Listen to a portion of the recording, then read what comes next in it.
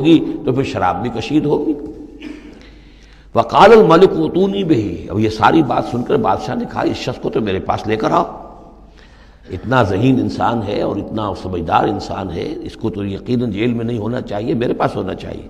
فلما جاء الرسول، اور جب وہ ایلچی آیا حضرت یوسف کے پاس، قال ارجع الی ربک،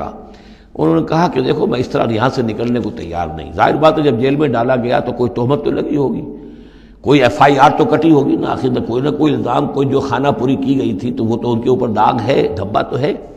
تو میں جب تک کہ بری ذمہ نہ ہو جاؤں اور بری نہ ہو جاؤں ان الزامات سے، جب تک کہ میرا دامن جو ہے صاف نہ ہو جائے، میں یہاں سے نکلنا نہیں چاہتا۔ فرمایا قال ارجع الی ربک فاسألہ، تو لوٹ جاؤ اپنے بادشاہ کے پاس، فاسألہ، اور ذرا اس سے جا کے پوچھو، ما بال النسوۃ اللاتی قطعن ایدیہن، ان عورتوں کا کیا مسئلہ تھا جنہوں نے اپنے ہاتھ کاٹ لیے تھے۔ ان ربی بکیدہن علیم، یقیناً میرا رب ان کی چالوں سے اور ان کے چرتروں سے خوب واقف ہے۔ قال فما خطبکن، اب بادشاہ نے طلب کر لیا سب کو، وہ بیگمات کو۔ اذ راوتن، ما خطبکن اذ راوتن یوسف عن نفسہ، کیا معاملہ تھا تم لوگوں کا، کیا حقیقت تھی اس کی جب کہ تم نے یوسف کو چاہا، تم سب نے چاہا کہ اسے تم پھسلا دو اور اسے تم گناہ پر آمادہ کرو۔ قلنا حاشا للہ ما علمنا علیہ من سوء، ان سب نے کہا کہ اللہ گواہ ہے ہم میں اس کے بارے میں ہمارے علم میں کوئی برائی نہیں ہے، اس کے نیت میں کوئی برائی، اس کی طرف سے کوئی اقدام، اس کی طرف سے کوئی غلط جو ہے کام قطعاً نہیں، جو بھی کچھ تھی غلطی وہ ہماری تھی۔ قالت امرأۃ العزیز، اب وہ اس امرأۃ العزیز نے بھی، جس کا نام زلیخا مشہور ہے، اس نے بھی کہا الآن حسس الحق، اب تو حق واضح ہو گیا، وہ جو بھی کچھ تھا اس کا پردہ چاک ہو گیا۔ انا راودتہ عن نفسہ، میں نے ہی اصل میں اس کو پھسلانا چاہا تھا، میں نے ہی اسے گناہ پر آمادہ کرنا چاہا تھا، وانہ لمن الصادقین، اور وہ بالکل سچا ہے، اس نے کوئی غلط بیانی نہیں کی ہے۔ ذالک لیعلم، یہ جملہ جو ہے اس کے بارے میں بہت سے اقوال ہیں کہ یہ کس کا قول ہے۔ ایک قول یہ ہے کہ یہ زلیخا ہی کا کلام ابھی چل رہا ہے، یہ اس لیے کہ وہ اس کو معلوم ہو جائے، یعنی حضرت یوسف علیہ السلام کو، انی لم اخنہ بالغیب، کیونکہ حضرت یوسف اس وقت وہاں موجود نہیں تھے، ان کی غیر موجودگی میں اس نے اپنے گناہ کا اقرار کیا ہے کہ میں نے اس کے ساتھ خیانت نہیں کی ہے۔ اب بھی ہو سکتا تھا کہ وہ پھر کوئی بکواس کرتی اور غلط بات کہتی، لیکن نہیں، لم اخنہ بالغیب، تاکہ یوسف کے علم میں یہ بات آ جائے کہ میں نے یہاں اس کی غیر موجودگی میں کوئی خیانت نہیں کی ہے۔ وَأَنَّ اللَّهَ لَا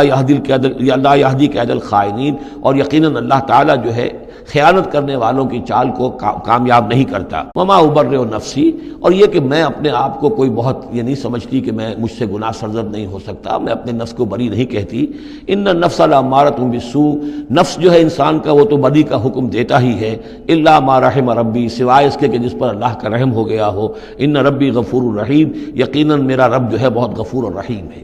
ایک تو یہ ترجمہ ہے اس رائے کے مطابق کہ یہ سارا کلام جو ہے اسی زلیخا کا ہے۔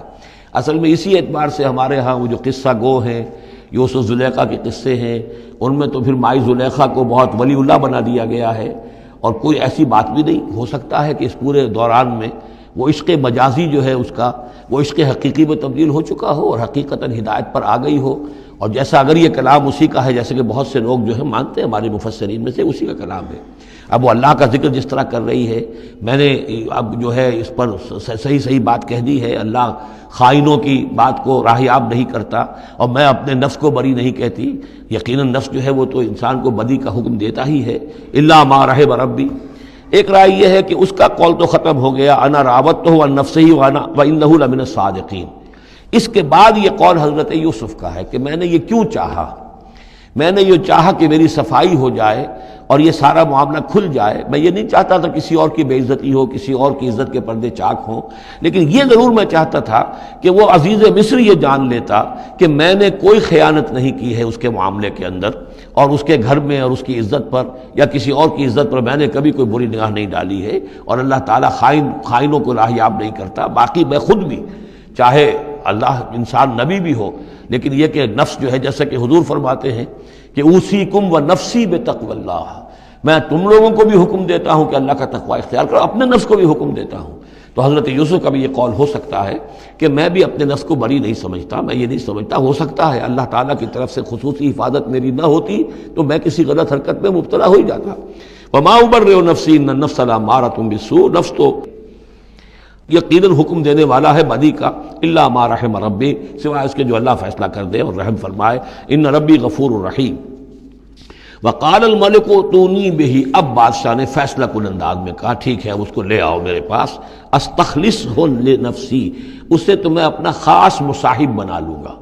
بادشاہوں کے مصاحبین خصوصی ہوتے تھے جو بہت وقت ان کے ساتھ گزارتے تھے، ان کے ساتھ ہی قریب رہتے ہوں۔ فلما کلمہ، تو اب جب حضرت یوسف آ گئے دربار میں اور بادشاہ نے بات کی ان سے، قال انک اليوم لدینا مکین امین، تو بادشاہ نے کہا کہ آج کے دن سے آپ ہمارے پاس جو ہوں گے بڑی عزت والے اور معتبر انسان ہوں گے، اب آپ کی حیثیت جو ہے بہت اونچی ہوگی اس معاشرے کے اندر، ہمارے بڑے درباریوں میں آپ کا شمار ہوگا۔ قال اجعلنی علی خزائن الارض، ادھر حضرت یوسف کو یہ خیال تھا کہ بہت بڑی جو ہے مصیبت اس قوم کے اوپر آنے والی ہے،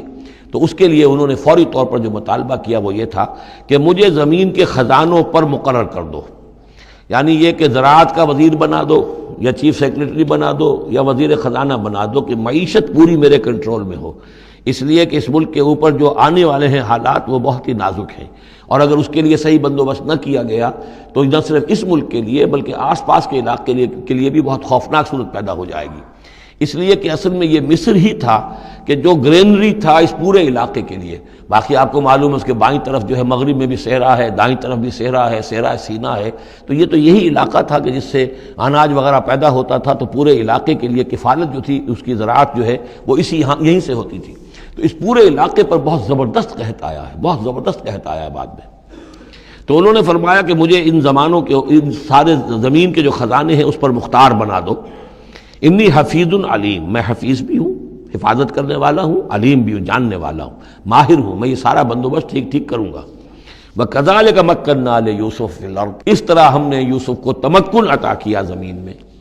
يَتَبَوَّأُ مِنْهَا حَيْثُ يَشَاءُ، اب تو وہ جہاں چاہے وہاں ٹھکانہ بنا لے۔ اب مصر کی حکومت جو ہے پہلے تو اللہ تعالیٰ نے وہاں سے لا کر بدوی زندگی سے لا کر متمدن زندگی کے عین گڑھ میں مجدھار میں پہنچا دیا، عزیز مصر کے گھر میں پہنچا دیا۔ اب اس سے اگلا رتبہ جو ہوا ہے وہ تو یہ ہے کہ بہت ہی اونچا مقام اور مرتبہ ہو گیا، اب خود وہ عزیز بن گئے ہیں، بہت بڑے ان کے پاس کے بڑے اختیارات ہوں۔ وَكَذَلِكَ مَكَّنَّا لِيُوسُفَ فِي الْأَرْضِ يَتَبَوَّأُ مِنْهَا حَيْثُ يَشَاءُ، وہ جہاں چاہے جگہ پکڑے۔ نصیب برحمتنا من نشاء، ہم اپنی رحمت دیتے ہیں جس کو چاہتے ہیں، ولا نضيع اجر المحسنین، اور نیکوکاروں کا اجر ہم ضائع نہیں کرتے۔ ولاجر الآخرۃ خیر للذین آمنوا، باقی یہ کہ اصل میں جو آخرت کا اجر ہے وہ تو بہت ہی بہتر ہے ان کے حق میں جو ایمان لائیں اور جو تقوی کی روش اختیار کیے رہے ہوں، وکانوا یتقون۔